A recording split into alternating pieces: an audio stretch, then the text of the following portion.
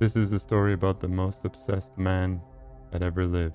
Carl Tanzler, also known as Carl von Kosel, was a German-born radiologist who worked in the Key West, Florida, in the 1930s.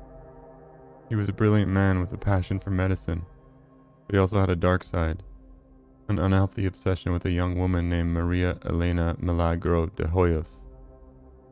Tanzler was born in Dresden, Germany in 1877 and trained as a radiologist. He immigrated to the United States in the early 1900s and eventually settled in Key West, Florida, where he worked as a radiologist at Marine Hospital. In the 1920s, Tanzler met Maria Elena Milagro de Hoyos, a young Cuban-American woman who was a patient at the hospital. From the moment he laid eyes on her, Tanzler had a twisted fascination with Maria Elena. She was beautiful, intelligent, and full of life, and he had become convinced that they were meant to be together. Even though she was already married and had 2 children, Tanzler began to pursue her relentlessly.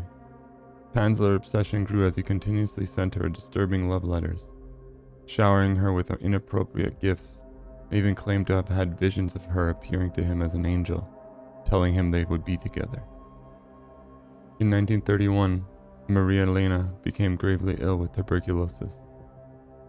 Tanzler used his medical knowledge to try and save her life, but eventually, she succumbed to her illness and died. Rather than accepting her death and moving on, it seems Tanzler's obsession with her grew even stronger.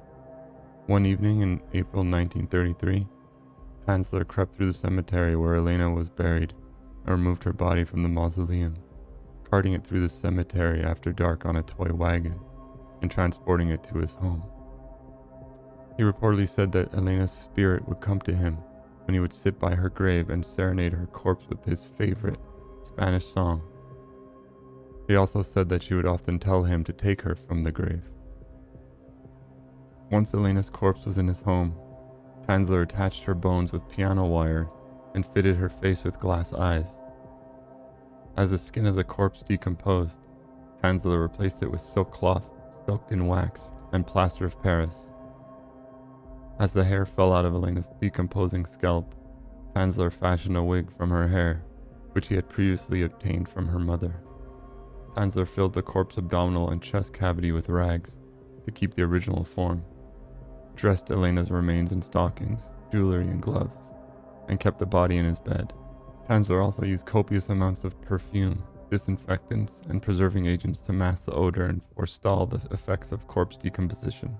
In October 1940, Elena's sister, Florinda, heard rumors of Tanzler sleeping with the disinterred body of her sister and confronted Tanzler at his home, where Elena's body was eventually discovered. He was also apparently caught dancing with her corpse in front of a window. Florinda notified the authorities, and Tanzler was arrested and detained. Tanzler was psychiatrically examined and found mentally competent to stand trial on the charge of wantonly and maliciously destroying a grave and removing a body without authorization. The facts underlying the case and the preliminary hearing drew much interest from the media at the time and created a sensation among the public, both regionally and nationwide. The public mood was generally sympathetic to Tanzler, who many viewed as an eccentric romantic.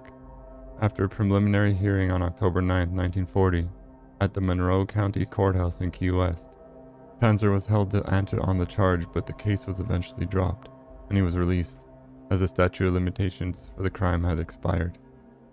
Elena's body was examined by physicians and pathologists and put on display at the Dean Lopez Funeral Home, where it was viewed by as many as 6,800 people.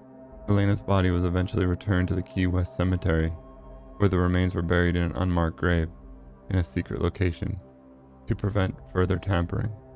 Separated from his obsession with Elena's body, Tanzler used a death mask to create a life-size effigy of Elena and lived with it until his death at age 75 on July 3, 1952.